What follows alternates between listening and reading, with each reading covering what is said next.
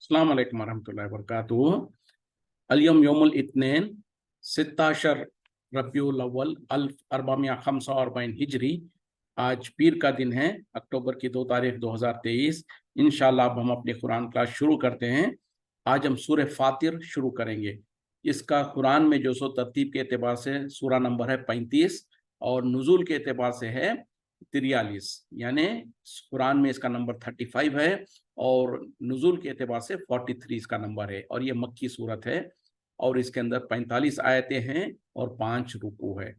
बिस्मिल्लाहि वल्हम्दुलिल्लाहि वस्सलातु वस्सलाम अला अशरफिल अंबियाइ वल मुरसलीन अम्मा बाद फ़अऊज़ु बिल्लाहि मिनश शैतानिर रजीम। रब्बिश्रह ली सदरी वयस्सिर ली अमरी वहलुल उक़दतम मिन लिसानी यफ़क़हू क़ौली रब्बी ज़िदनी इल्मा। आऊज़ु बिल्लाहि मिनश शैतानिर रजीम।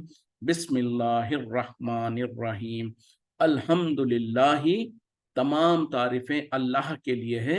फातिरिस समावाति वल अर्ज़ी, पैदा करने वाला यानी इब्तिदान पैदा करने वाला आसमान और ज़मीन का। जाइलिल मलाइकती, बनाने वाला फरिश्तों को। रुसुलन, रसूल पैगंबर बनाकर भेजने वाला। उली इजनिहाती, परों वाले। मसना व सुलासा व रुबा, 2-2, 3-3 और 4-4। यजीदु फिल खल्क़ी, ज्यादा कर देता है पैदाइश में। मा यशाऊ, जो वो चाहता है। इन्नल्लाह, बेशक अल्लाह, अला कुल्ली शैइन कदीर, हर चीज पर खुदरत रखता है।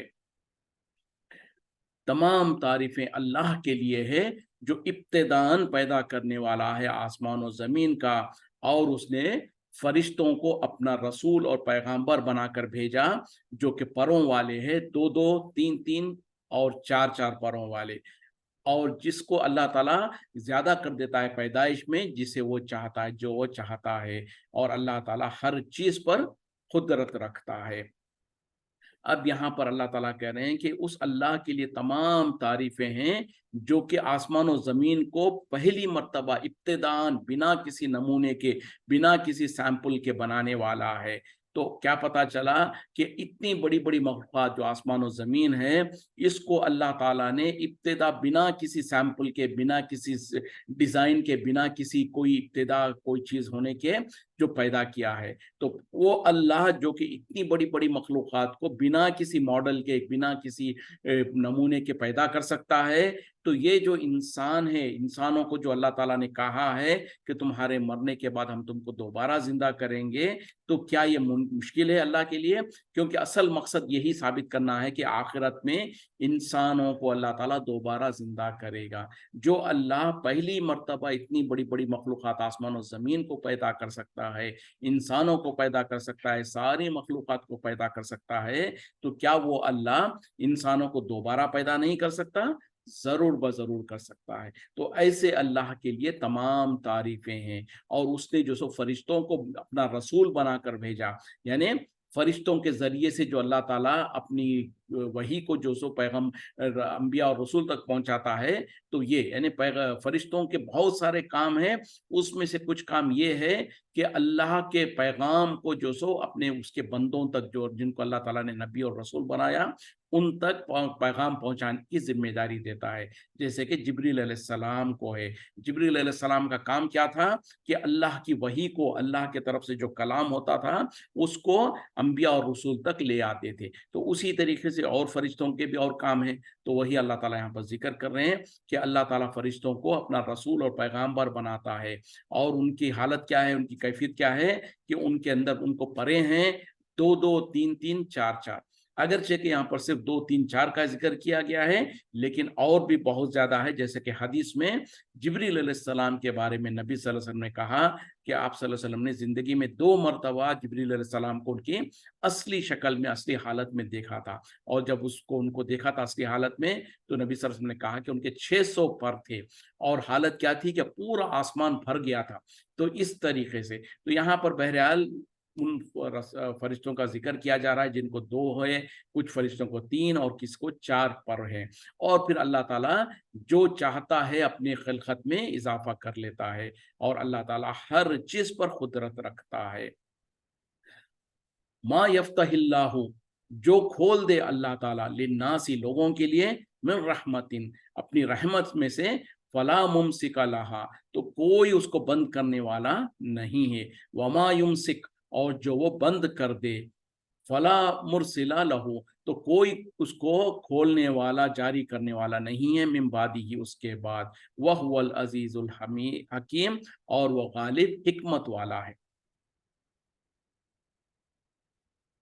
جو اللہ تعالیٰ اپنی رحمت کو کسی کے اوپر کھول دے تو اس کو کوئی بند کرنے والا نہیں ہے، اور اگر وہ بند کر دے تو اس کے بعد کوئی اس کو کھولنے والا نہیں ہے، اور وہی جو سو غالب اور حکمت والا ہے۔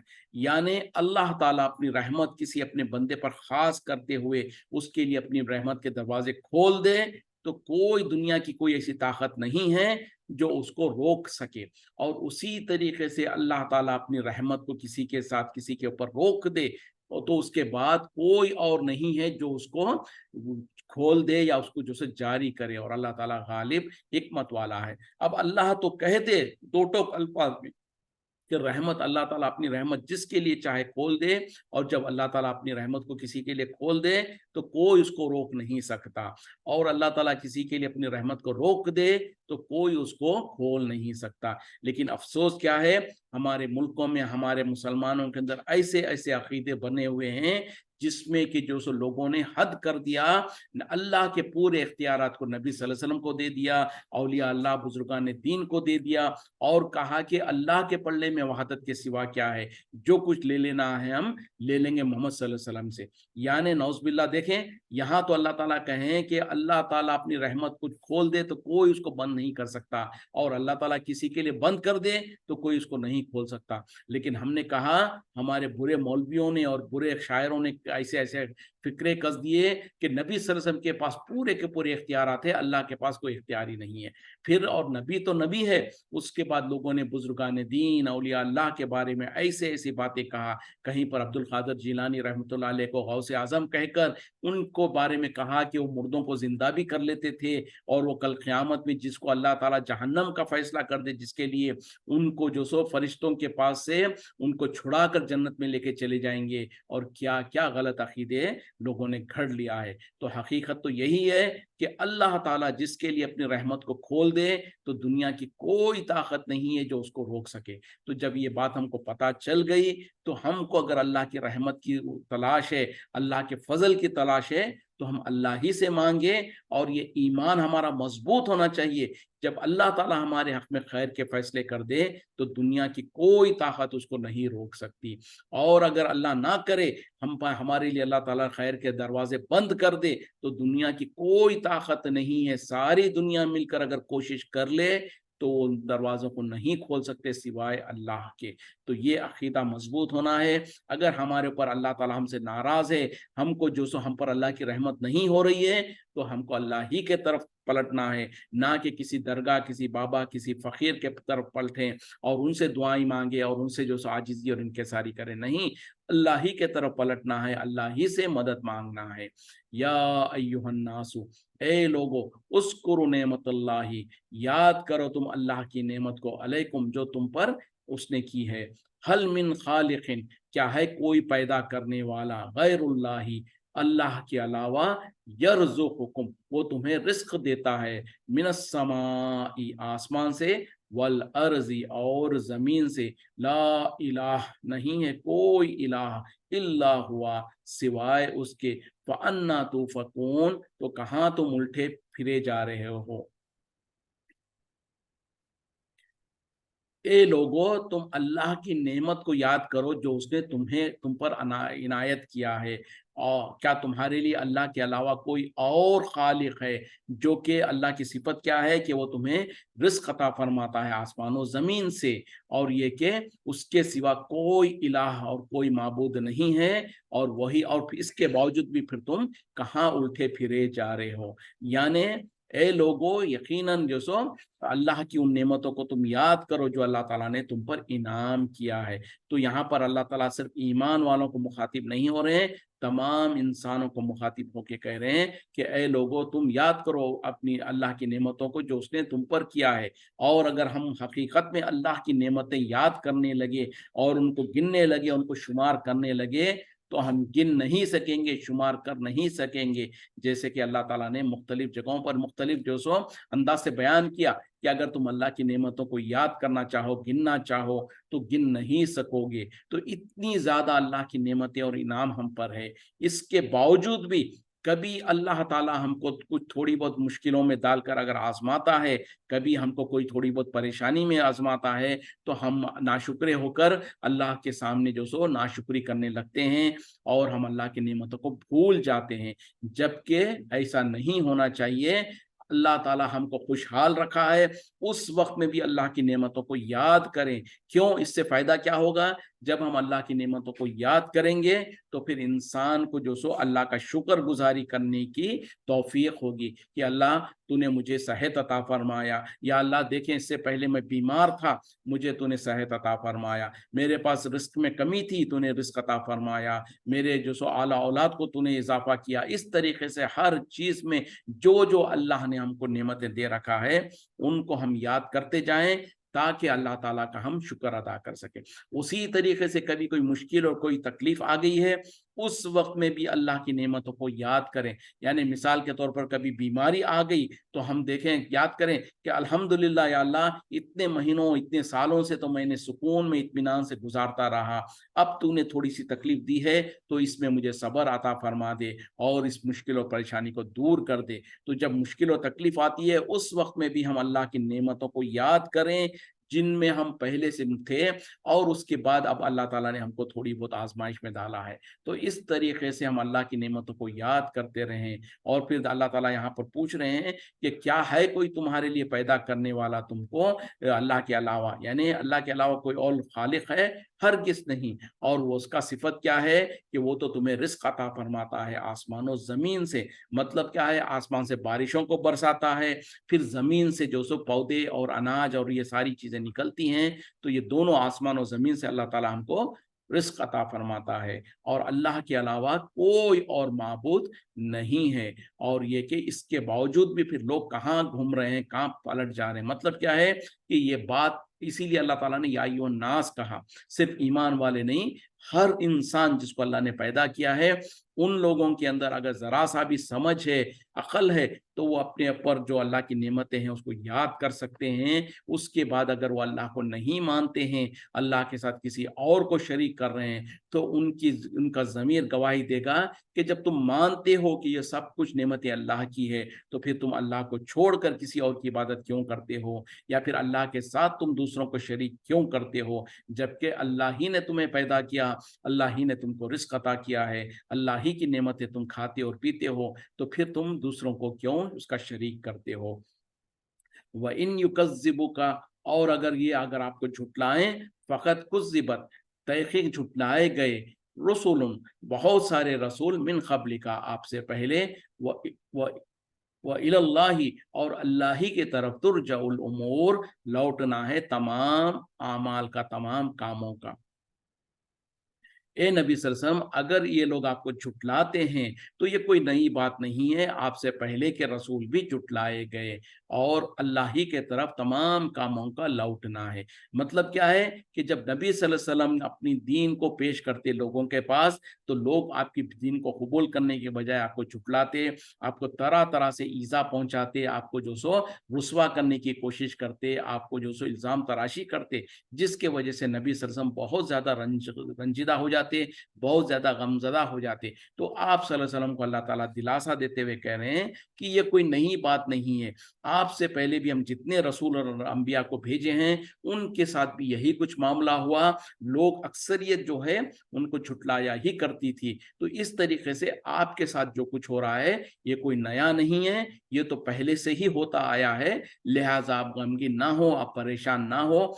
आपको जो अल्लाह ताला ने ज़िम्मेदारियाँ दे रखा है, उसको आप निभाते रहें। अगर आपको झुटला रहे हैं, तो आपसे पहले भी लोगों को झुटलाया गया, आपसे पहले भी रसूलों को झुटलाया गया, तो ये आपके साथ नया नहीं है। और हकीकत में आखिरकार तमाम कामों का, तमाम चीज़ों का अंजाम तो अल्लाह ही के तरफ है, यानी तमाम कामों का हिसाब किताब अल्लाह ही लेने वाला है। यानी दुनिया में अगर ये लोग आपको नहीं मानते हैं, दुनिया में आपको झुठला रहे हैं, आपकी बात को नहीं मान रहे हैं, तो कोई बात नहीं, ये कहाँ तक दौड़ेंगे, कहाँ तक जाएंगे, अपनी मौत तक। और मौत के बाद में जब क़यामत बर्पा होगी, वहां पर उनको हिसाब किताब देना होगा, वहां पर अल्लाह ताला उनसे पूरा पूरा हिसाब लेगा और उनको उनके गुनाहों और गलतियों की पूरी पूरी सजा देगा। या अय्युहन्नासु, ए लोगो, इन्न वादल्लाहि, बेशक अल्लाह का वादा हक़्क़ुन, हक़ है, सच है, वला तग़ुर्रन्नकुम, हरगिज़ आपको, तुम्हें जो सो धोखे में ना डाल दे, अल हयातुद दुनिया,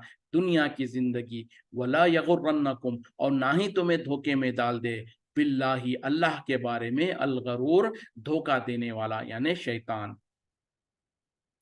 ए लोगों, अल्लाह का वादा सच्चा है, हक है, यानी होकर रहने वाला है, और तुम्हें दुनिया की जिंदगी धोखे में ना डाल दे, और ना ही वो धोखे देने वाला, यानी जो शैतान है, वो तुमको अल्लाह के बारे में किसी धोखे में डाल दे। यानी ए लोगों, ये दुनिया की जिंदगी जो है, दुनिया की जो ऐश व आराम है, जो सुकून है, जो इत्मीनान है, जो अल्लाह ताला ने तुम्हें नेमतें दे रखा है, ये खबरदार तुमको धोखे में ना डाल दे। मतलब क्या है कि दुनिया में अगर अल्लाह ने तुमको बहुत ज्यादा माल और दौलत दे रखा है, सुकून और इत्मीनान दे रखा है, तो तुम ये ना समझना कि अब तो हमारे पास तो सब कुछ है, ये खत्म होने वाला नहीं है और इसके बारे में पूछा नहीं जाएगा, या ये कि हम अगर दुनिया में अल्लाह को नहीं मानेंगे तो कोई हिसाब किताब लेने वाला नहीं है। ऐसा नहीं है। अगर दुनिया में अल्लाह ताला ने तुम्हें तमाम नेमतें दे रखा है और उसके बाद अगर तुम अल्लाह का शुक्र नहीं अदा करते, उस पर ईमान नहीं ले आते, तो याद रखो कि अल्लाह ताला इन नेमतों को छीनने पर भी कादिर है, और बिल आखिर तुमको मरने के बाद अल्लाह के पास जाना है, अल्लाह के पास हिसाब किताब देना है, और उस वक्त में अल्लाह ताला तुम्हें सजा देने पर कादिर है। और ये कि दुनिया में अगर तुमको बहुत ज्यादा मुश्किलें और तकलीफें मिली हुई हैं, तो ये ना समझना कि दुनिया में मुझको तो सारी तकलीफें मिल गई, अब आखिरत में कोई मुझे तकलीफ नहीं होगी। ऐसा भी नहीं है। अगर दुनिया में भी तकलीफ मिली है और उसके बाद भी तुमने ईमान नहीं लाया, तो फिर आखिरत में तो बहुत ज्यादा सख्तियां बाकी हैं। और अगर तुमने ईमान तो ला लिया था दुनिया में, उसके बावजूद भी अल्लाह ताला ने तुम्हें तकलीफें दे रखा था, तो ये तुम्हारे लिए एक इम्तिहान था, और ये तकलीफें तो बहरहाल खत्म हो जाएगी, और आखिरत में अल्लाह ताला तुम्हें नेमतों से नवाजेगा। तो बहरहाल दुनिया की जिंदगी तुम्हें धोखे में ना डाले। और उसी तरीके से जो बहुत बड़ा धोखेबाज है यानी शैतान, वो भी हरगिज तुम्हें किसी धोखे में ना डाल दे, क्योंकि शैतान का मकसद ही है कि इंसानों को गुमराह कर दे, इंसानों को सही रास्ते से हटा दे और उनको बहका दे, और उनको किसी ना किसी तरीके से जहन्नम के रास्ते पर ले जाए। जैसे कि अगली आयत में बात आ रही है, इन्न शैताना, बेशक शैतान, लकुम अदुव्वुन, तुम्हारे लिए वो दुश्मन है, तुम्हारा दुश्मन है, फत्तखिजुहु अदुव्वा, बस तुम उसे दुश्मन ही जानना, उसको दुश्मन ही समझना। इन्नमा यदु, इसके सिवा नहीं कि वो बुलाता है, हिज़्बहु, अपने गिरोह को, अपने गिरोह वालों को, लियकूनु, ताकि वो हो जाए, मिन अस्हाबिस सईर, जहन्नम वालों में से।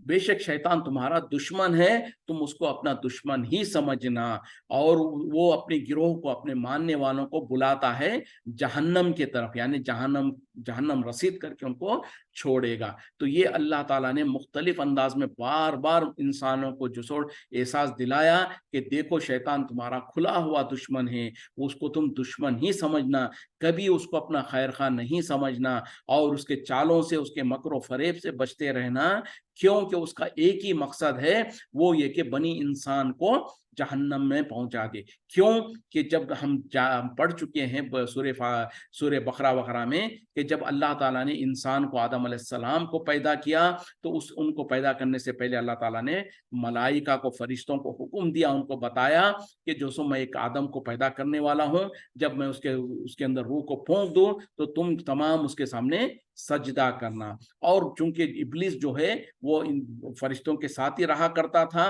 तो इस हुक्म में इब्लिस भी दाखिल था। लेकिन जब अल्लाह ताला ने आदम अलैहिस्सलाम के अंदर रूह फूंका, तो फरिश्ते चूंकि उनके अंदर अल्लाह की नाफरमानी का कोई जज्बा नहीं है, वो तमाम के तमाम तो अल्लाह का हुक्म मानते हुए हजरत आदम अलैहिस्सलाम के सामने सजदा किया।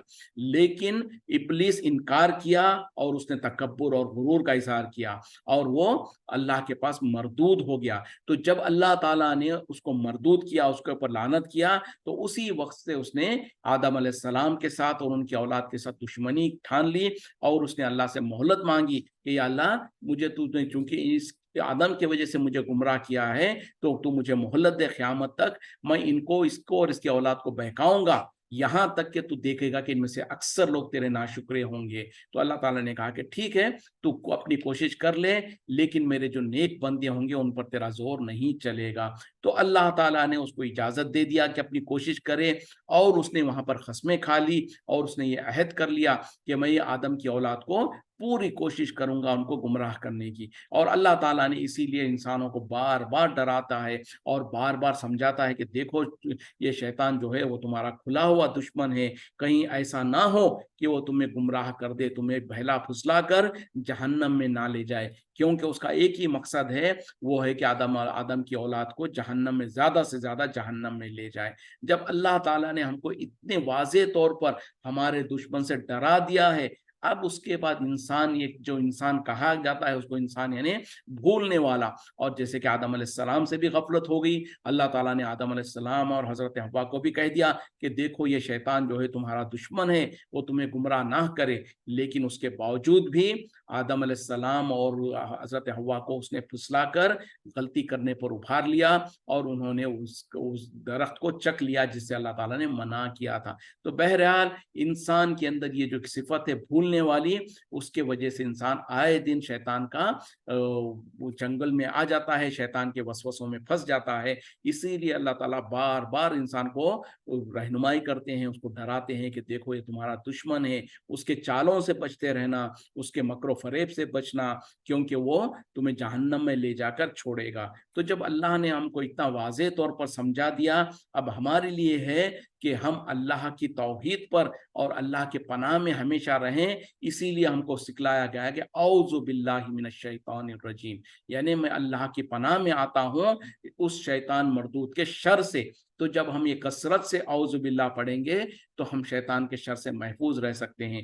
और जब कभी हमको कोई अहम काम करना हो, जैसे कि कुरान की तिलावत है, तो उस वक्त में भी हमको औज़ु बिल्लाह पढ़ने की हुक्म दिया गया है, ताकि हम शैतान के वसवसों और शर से बचे रहें। और उसी तरीके से जो अल्लाह ताला ने कुरान में और नबी सल्लल्लाहु अलैहि वसल्लम ने हदीसों में जो कहा है कि जो सो शैतान से बचने के जो तरीक़े हैं, जो सुबह और शाम के अस्कार हैं, जो के तरीक़े जो अल्लाह ताला ने सिखाया और नबी सल्लल्लाहु अलैहि वसल्लम ने कहा, उस पर जब हम अमल करेंगे, तो उससे शैतान के हरबों से, उसके चालों से हत्तल इम्कान हम बचे रह सकते हैं। तो ये बहरहाल जब अल्लाह की तरफ से हमको बता दिया गया, हमको और आपको चाहिए कि कसरत से हम शैतान के वसवसों से डरते रहें और अल्लाह की पनाह में, अल्लाह की पनाह मांगते रहें, और ये कि अल्लाह की हिफाजत में आते रहें।